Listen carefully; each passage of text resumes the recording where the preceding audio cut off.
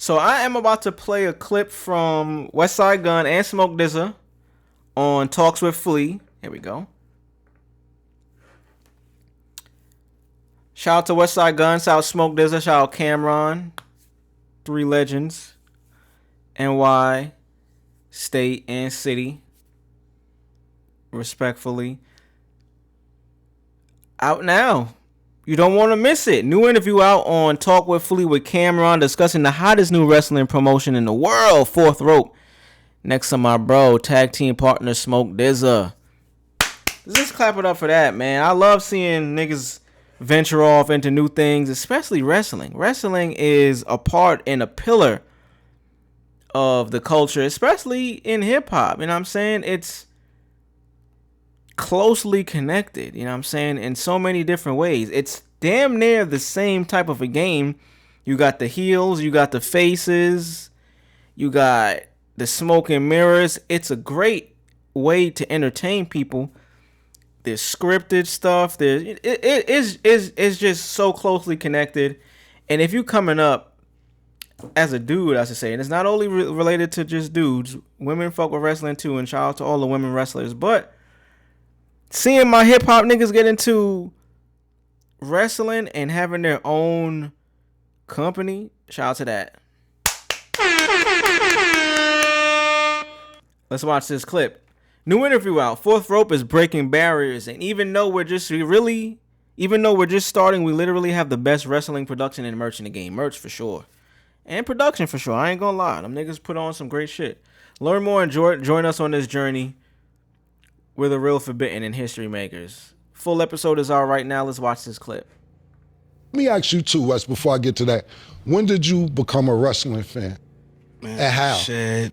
Because you talk about Aunt Jenny, my Aunt Jenny, man.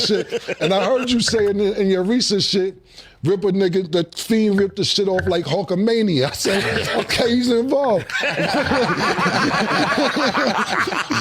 When did you start liking wrestling or becoming a fan? For real, man. My Aunt Jenny, man, growing up, Gray Street, man, Eastside Buffalo, like, Jenny.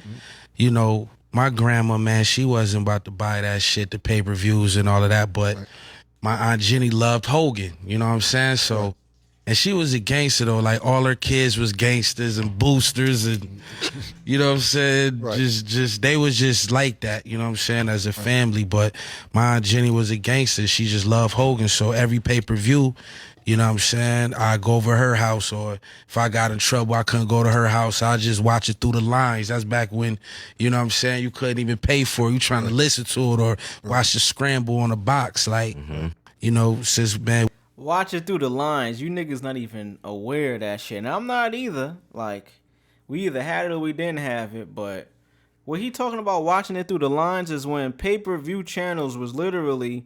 It was a regular channel. You had access to it. But if you didn't call that cable company to pay for it, nigga, they blurred your shit out with those white lines. You know what I mean? But you could either kind of hear through it, or you could just strain your eyes and force yourself to try to see what was going on.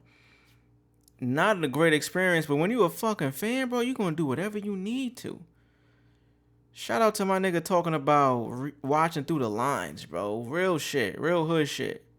We was just a shorty going to the flea market and getting the thumb toys and all of that. Like, you know, we ain't no young boys, man. We got a little age on the show. Man, just especially like late 80s, just watching it. And, man, you know how it just be like growing up. It's like, I've been the same nigga my whole life. Like, I've been fly my whole life. Right. You know what I'm saying? So you already know it's like when you just start getting more money, you just do the shit that you just want to do. You know what I'm saying? And it's just like, you know, you go from sitting in the 400 to the 300. Then you go from the 300 to the 200. You go to the... Now I sit front row for the last 10 years straight. You know what I'm saying? So it's like I'm still just... Clap it up for that, baby. The black men staying the same... having the same interests. I mean, goddamn it, that's how I feel like I am. I've been the same nigga my entire life.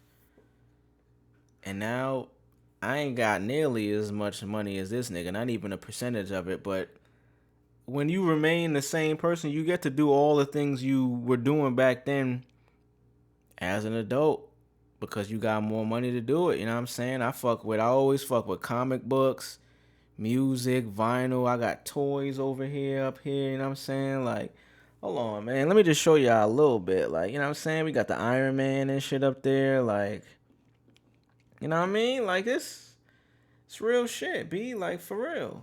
It's real. Fix that.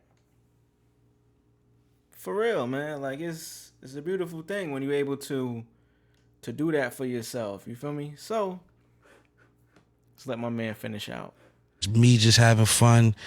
Just like still like the kid in me, I guess. It's like my therapy at this point, because, you know, niggas have been through so much for real. Losing niggas, getting locked up, all type of shit. So it's like, this is like my safe spot. You know what I mean? Copy. Nah, I dig that 100%.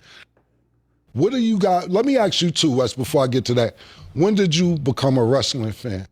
Man, and how? Shit. Because you talk My about aunt Max Jenny. okay. My Oh, I thought he was about to get into Smoke. Hey, man, shout out to Wes.